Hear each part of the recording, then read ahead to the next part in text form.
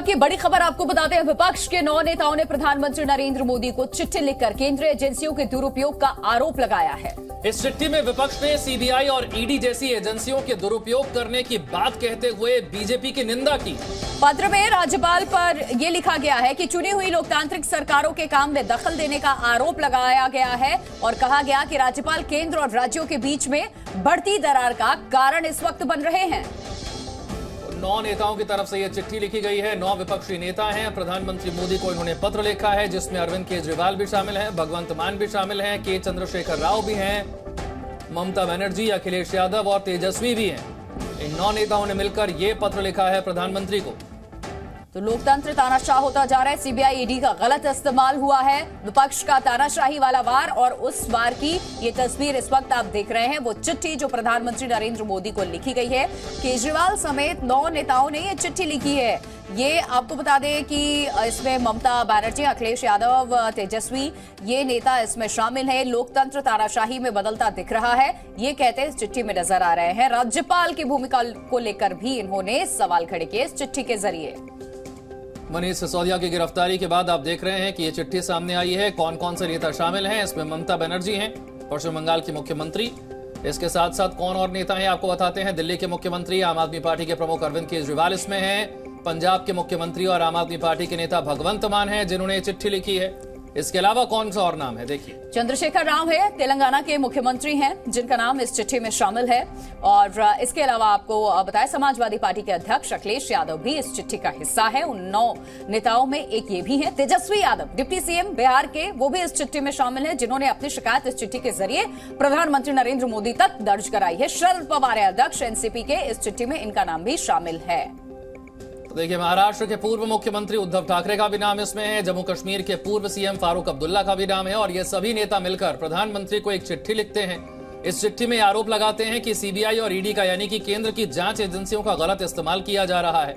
वो ये भी कहते हैं कि बीजेपी नेताओं की तो जांच नहीं होती। अगर उन पर कोई आरोप लगता है तो ये केंद्रीय जांच एजेंसियां उनके खिलाफ तो जांच नहीं करती हैं, लेकिन विपक्षी नेताओं को टारगेट करती हैं। बलराम पांडे हमारे सहयोगी इस खबर पर और ज्यादा जानकारी के साथ जुड़ चुके हैं। बलराम, इस चिट्ठी में प्रमुख तौर से 2 बातें कही गई हैं। एक तो केंद्रीय जो जांच एजेंसी है उसका दुरुपयोग किया जा रहा है, ये बड़ा आरोप। और दूसरा राज्यपाल को लेकर के कि राज्यपाल के रवैये की वजह से ये तानाशाही माहौल हर राज्य में देखने को मिल रहा, खास करके दिल्ली में। बिल्कुल, देखिए जिस तरीके से 9 नेताओं ने संयुक्त पत्र प्रधानमंत्री को लिखा है और उसमें गंभीर आरोप लगाए हैं। उन्होंने कहा है कि बीजेपी की केंद्र सरकार लगातार जो केंद्र की जांच एजेंसियां हैं, चाहे ईडी हो चाहे सीबीआई हो, उनका दुरुपयोग कर रही है।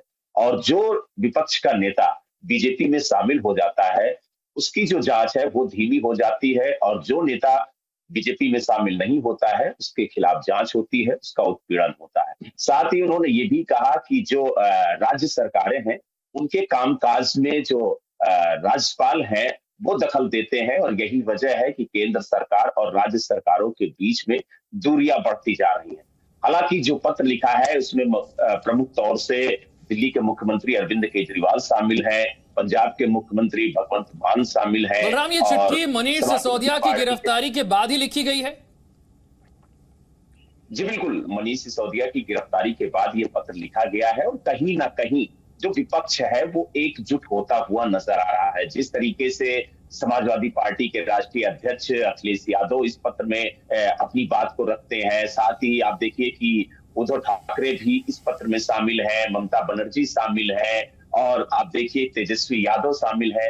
तो कहीं ना कहीं विपक्ष को एकजुट करके प्रधानमंत्री को पत्र लिखना ये दर्शाता है कि 2024 को लेकर के विपक्ष एकजुट हो रहा है। और इसी एकजुटता को लेकर के अरविंद केजरीवाल लगातार काम कर रहे हैं। कुछ दिन पहले आपने देखा होगा। और बिल्कुल बलराम, देखिए चिट्ठी की जो कुछ बातें हैं प्रमुख, वो इस वक्त हम दिखा भी रहे हैं। इसमें सीधे तौर पे ये कहा गया है कि इस बात से सहमत होंगे कि भारत एक लोकतांत्रिक देश है, ये कहते हैं विपक्षी नेताओं के खिलाफ जिस तरह से केंद्रीय एजेंसियों का दुरुपयोग किया जा रहा है, उन कार्रवाई से ऐसा प्रतीत होता है कि एक लोकतंत्र से हम तानाशाही की ओर बढ़ रहे हैं। सीधी सी बात है, मनीष सिसोदिया की गिरफ्तारी हुई, इससे पहले सत्येंद्र जैन की भी जिस तरीके से गिरफ्तारी हुई, अभी भी जेल में है। इन तमाम मुद्दों को ही ध्यान में रख करके जो कार्रवाई जांच एजेंसियां कर रही हैं, उसके खिलाफ ये चिट्ठी है। देखिए, खासतौर से यहाँ पर मनीष सिसोदिया की गिरफ्तारी के बाद इस चिट्ठी का लिखा जाना है, इसकी टाइमिंग बड़ी अहम है, क्योंकि मनीष सिसोदिया पर इतनी बड़ी कार्रवाई हुई है। दिल्ली के उप मुख्यमंत्री रहे हैं मनीष सिसोदिया, जब गिरफ्तार हुए तो उसके बाद अपने पद से इस्तीफा भी दे दिया। बलराम मेरे सहयोगी भी जुड़े हुए हैं। बलराम, खासतौर से मनीष सिसोदिया की गिरफ्तारी के बाद देखिए, ये सारे विपक्षी नेता मिलकर चुनाव लड़े ना लड़े, लेकिन कम से कम चिट्ठी लिखने के लिए तो साथ जरूर आ गए।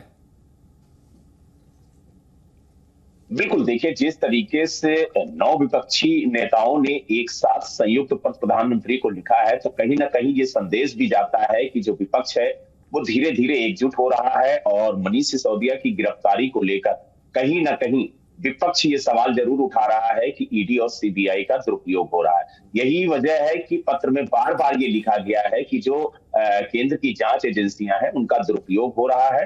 और खास तौर से चाहे वो अरविंद केजरीवाल हो या फिर भगवंत मान हो या फिर अखिलेश यादव हो या तेजस्वी यादव हो या फिर ममता बनर्जी हो, सभी ने सीबीआई और ईडी के दुरुपयोग की निंदा की है और सवाल खड़े किए हैं कि आखिरकार विपक्ष को परेशान करने के लिए कब तक ईडी और सीबीआई का सहारा लिया जाएगा। और खासतौर से उन्होंने ये भी कहा है कि जिस तरीके से बदले की भावना से कार्रवाई विपक्ष के खिलाफ की जा रही है वो गलत है।